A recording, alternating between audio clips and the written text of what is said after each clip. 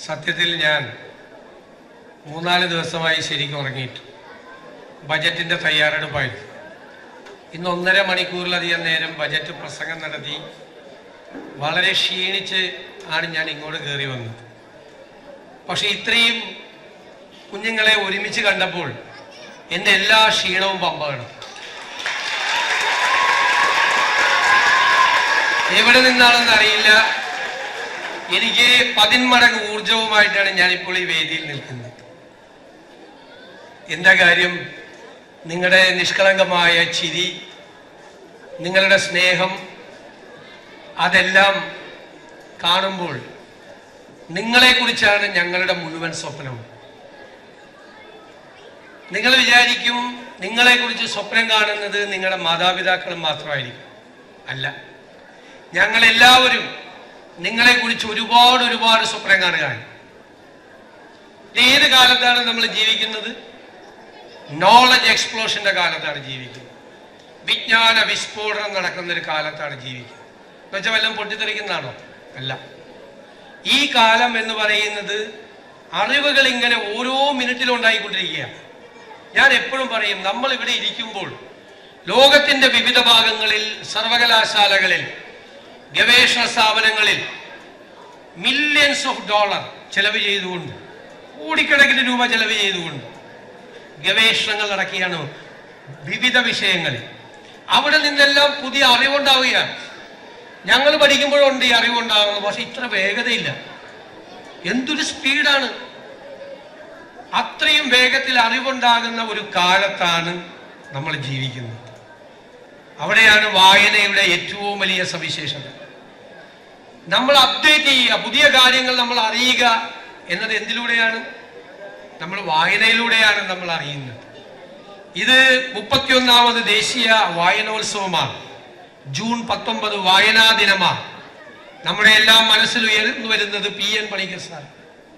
അദ്ദേഹമാണ് കേരളത്തിൽ ഗ്രന്ഥശാല പ്രസ്ഥാനം ഉണ്ടാക്കി വായനയുടെ സവിശേഷതകളെ കുറിച്ച് മലയാളിയെ ബോധ്യപ്പെടുത്തി വായിക്കണം എന്ന് നിരന്തരമായി ഈ സംസ്ഥാനം ഉടനീളം ഓടി നടന്ന് പറഞ്ഞ ഗുരുതുല്യനായ ഒരാൾ. സത്യത്തിൽ ഓരോ പുസ്തകവും തുറക്കുമ്പോൾ ആ വലിയ മനുഷ്യന്റെ ചിത്രം നമ്മുടെ മനസ്സിൽ തെളിയണം. ഒരു കാലത്തും നമുക്കൊന്നും മറക്കാൻ പറ്റാത്ത ഒരാളാണ് കേരളത്തിന് PN പണിക്കർ. അപ്പൊ ഈ അറിവിന്റെ ലോകത്തിലേക്ക് നമ്മളെ കൈപിടിച്ചു കൊണ്ടുപോകുന്നതാണ് പുസ്തകങ്ങൾ, വായന എന്ന് പറയുന്നത്. ഓരോ വിഷയവും രസകരമാണ്. നമ്മൾ അതിനെ വളരെ പാഷനേറ്റായി ഓരോ വിഷയത്തെയും നമുക്ക് സമീപിക്കാൻ കഴിയണം.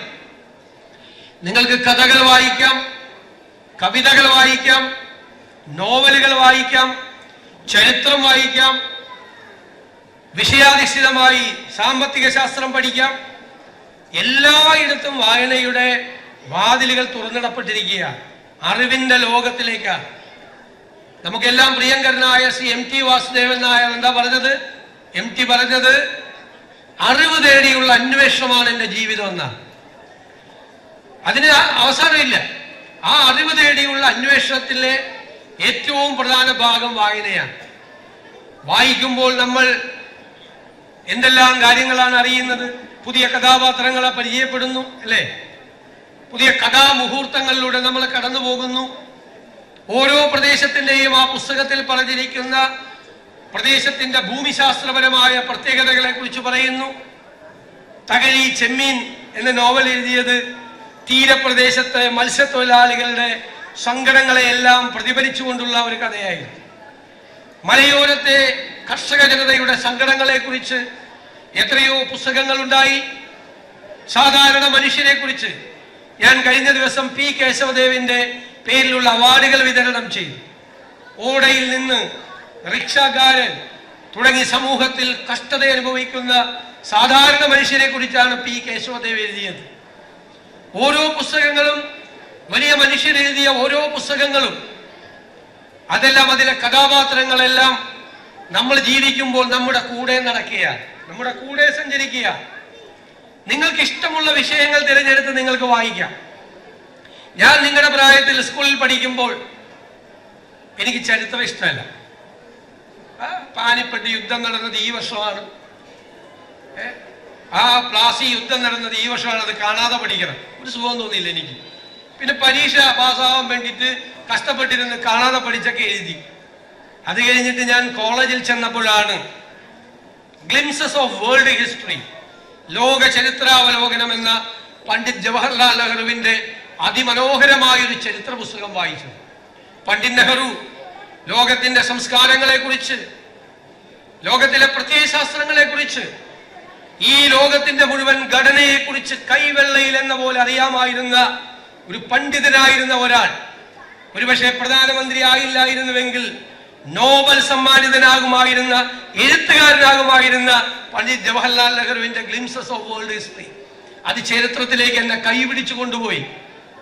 അത് ശരിക്ക് ഗദ്യമാണോ കവിതയാണോ എന്ന് എനിക്ക് ഇപ്പോഴും സംശയമാണ്. കവിതയാണ് എന്നാണ് ഞാൻ കരുതുന്നത്. കവിത എഴുതുന്നത് പോലെയാണ് ലോകത്തിന്റെ ചരിത്രം എഴുതി വെച്ചത്.